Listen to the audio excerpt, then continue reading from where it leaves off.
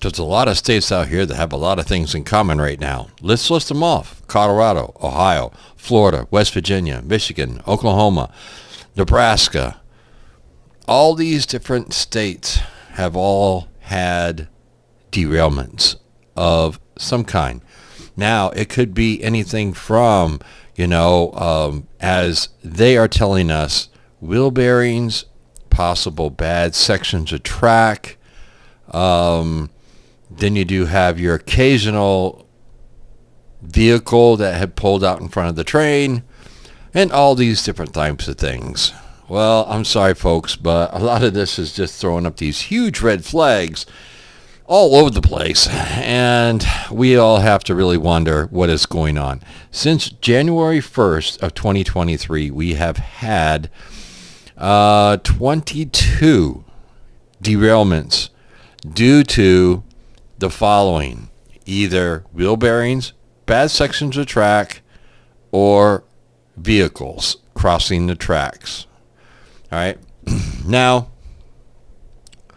one could step back and say, well, that's just fine. Put it in kind of a respected way here, folks, just so you understand. On average, there is 3 a month. On average. We've had 20 some odd in the first 3 months of this year. We're a little ahead of the game here. And the red flags that are being thrown up is the whole question of, is somebody possibly behind this? Now, a lot of people think that, it's just a standard, the rail companies are not doing their jobs in pushing the safety and all these different types of things, either on the tracks, on the equipment, and these things. We can't stop the vehicles that are going across the tracks and get hit, so we can take those out. But the rest of it, the first couple of times, okay. But once we get past so many here, you'd have to be really a fool not to sit back and think, what else is going on here that we're not being told? And, you have to figure, there is 140,000 miles of railroad tracks throughout this country. And they have to be maintained.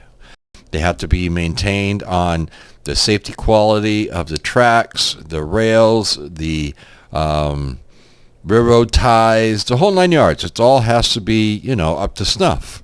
On top of all the different containers and everything else that go up and down these tracks on a daily basis. But wouldn't it just be quite ironic? Let's just think about this for a moment and see what you think. Wouldn't it be just kind of ironic that, if there was something being done to infiltrate our country, which we all know we have a very open southern border, and if by chance that these said people were sent here to figure out a way to try to slow down, cripple, whatever you want to word it, either our economy, the people, the government, or whatever else. What better way to do it? You figure everything moves by rail nowadays. Yes, the trucks do go up and down the road, but the majority of the goods run on the rails. North, south, east, and west. So we move a lot of different types of materials, as we saw in the Ohio derailment that was just catastrophic, and what is going on there, and how these creeks and rivers and streams all around there are probably going to be contaminated for many, many years to come, because of the fact of the type of toxic chemicals that they put on the railroad system, but they won't put it on basically the normal trucks that go up and down the road because it is too dangerous. These could be also the same people that have targeted our infrastructure on our power grid. Now, if someone or some country was looking to really try and start not so much a war, so to speak, but if they really wanted to try to get people's attention and they really wanted to try to do damage to the infrastructure first, to cripple maybe the United States in the regards of maybe trying to shut down a lot of the ways that we communicate, move goods, survival. For a lot of people, eventually, if these derailments keep going the way they're going, it seems like every other day there's another one. And you have to figure those tracks are shut down for quite some time. The freight or material that was on those trains isn't making its destination anytime soon, which eventually is going to start impacting you and me on our daily lives, on the different types of goods that we have available in the stores, at your gas stations, all these different types of things, from, Home Depot to Walmart to Target, doesn't matter, It's going to have an effect somewhere down the road. Now, with regards to the power grid, if they can hit the power grids hard enough, and they take out the power grids, and they can take out a lot of the major rail lines that run either east, west, north, or south, and cripple those for a while, well, they might just succeed at what they are looking to do. We don't know what they have planned. We do know that we have to be prepared. We do know that these are reasons why the red flags that go up over all these different types of situations are really starting to fly really hard, like in a hurricane force wind.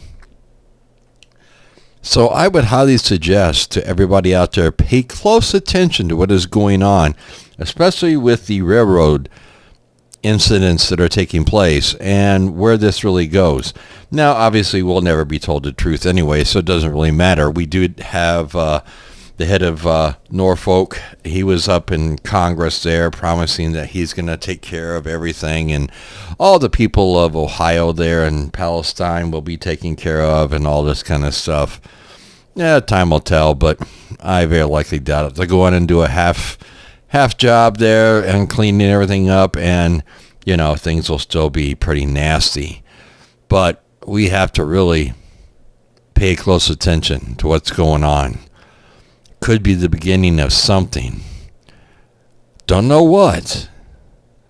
Maybe I don't want to know. But it's a reason to be concerned. You have to admit. Having over 20 some odd derailments when we're only supposed to have 3. So right now we should have maybe 6 or 7, instead of 20 some odd. Something doesn't sound right. I can tell you that much. So yes, you all need to really pay attention. You got to really pay attention to what's going on. You really need to do your part in being prepared for you and your family to make sure that you can survive the storm. And the storm is coming. It is brewing. There is a lot of these different leaders in all these other countries that would like nothing more than to figure out some way that they can start disrupting us here in America without anybody knowing it. Think about it. I'm Survival Preparedness for Beginners. I'm out.